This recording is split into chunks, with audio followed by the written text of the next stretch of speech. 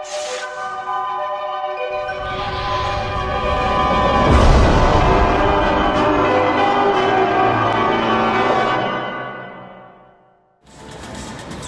assalamu alaikum, namaste, haru nefer. This is Kazak Ma Kaparu with another video for you. And in this video, I want to talk about how God did not create you. Surprise, surprise. Remember Gomer Pyle? But before I do that, I want you to hit the like button on this video. If this is your first time to my channel, welcome. Hit the subscribe button to get notifications on when I go live and when I upload recorded videos. Also, we have free ebooks for you. If you want to know more about my spiritual teachings and go deeper down the rabbit hole, click on the links below and download the ebooks today. Start reading. And if you're not already a supporter of ours on Patreon, please consider doing so. You can do so for as little as $1, $5, $20 per month. You can cancel at any time.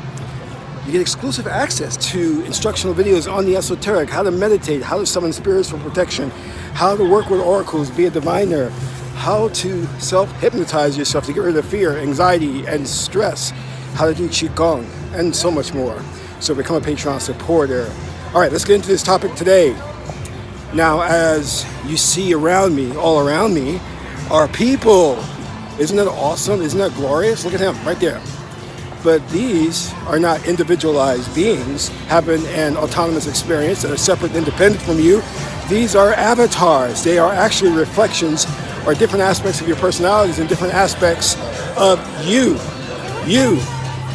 And as I talk about in my program, Reality Manifestation Program, where you learn to manipulate the very fabric of reality, you see those people you see all the way down there? Those people, all the way down there.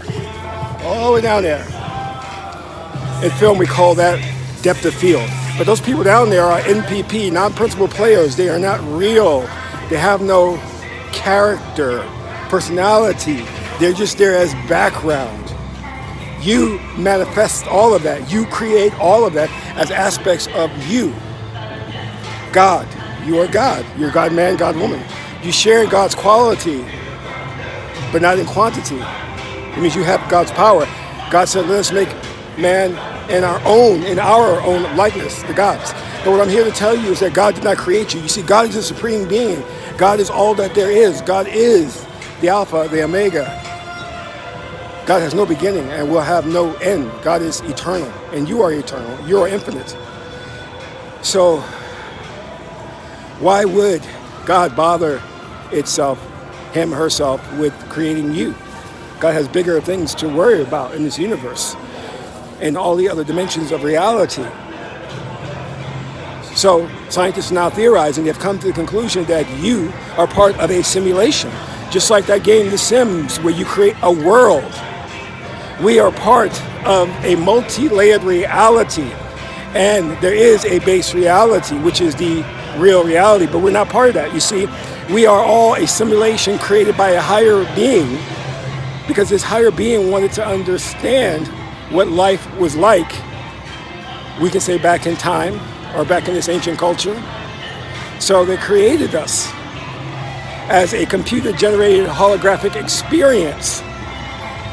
But we were not created by God. Oh, that's very difficult to accept. That's okay, don't worry about it, because it's a theory. You don't have to accept it as a legitimate fact, okay? But I want you to understand that. It's just like the president. Why would the president come out of the Oval Office, run down the street and see your car illegally parked and give you a ticket? The president would not concern himself with just minor details. The president would have other individuals, parking attendants, police officers, to manage those day-to-day affairs, such as God would not directly intervene in your life. God has the managers that we call the deities. But there are other beings out there who are of such a high intelligence level that created us as part of a simulation. And we are going through that simulation to experience one among an infinite number of realities, so that this holographic matrix can learn from that experience and store that information in its data bank. Think about that. But there is the baseline reality. But keep in mind that the people that you're experiencing and interacting with, like these beautiful girls here, well, no, you ladies are prettier than me. I'm totally jealous, by the way. Okay. are all aspects of you. So don't concern yourself too much with what they think, because they are merely responding based on your belief system, your dominant belief system. They're reflections of you. They are the matrix, mirroring back your feelings, thoughts, and beliefs. They're not independent and autonomous. Think about that. There's no individuality. There's only you. You exist in 5D, where you are one with all. There's only oneness. Keep that in mind. So as I said before, the Supreme Being, God Nectar, doesn't concern itself with the minor details of managing the universe, but it has its managers to handle those day-to-day affairs. And part of that are very elevated high beings which programmed and created the matrix. Now, if you want to know a little bit more deeper about this and explore down that rabbit hole, get Stanley Kubrick's film 2001: A Space Odyssey, because in that film he represents it masterfully when he created the idea of the monolith, where the monolith was left behind by a superior intelligent race, and that when we as human beings would touch it, it would send a signal to Jupiter to let the beings know that we have evolved to a certain level. The first level was using tools. The second level was space travel, because he left a monolith, or the beings left a monolith on the moon.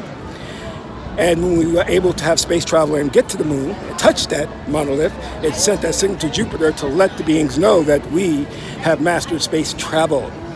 And that's when Dave Bowman and HAL 9000, the killer machine, murdered everybody on the Discovery ship. But you got to get the film to really get into it and understand, because the monolith is a symbol. It has many, many meanings and many layers. But I want you to understand and take away this. Think about it. God is supreme. God is all that there is. But would God directly create you?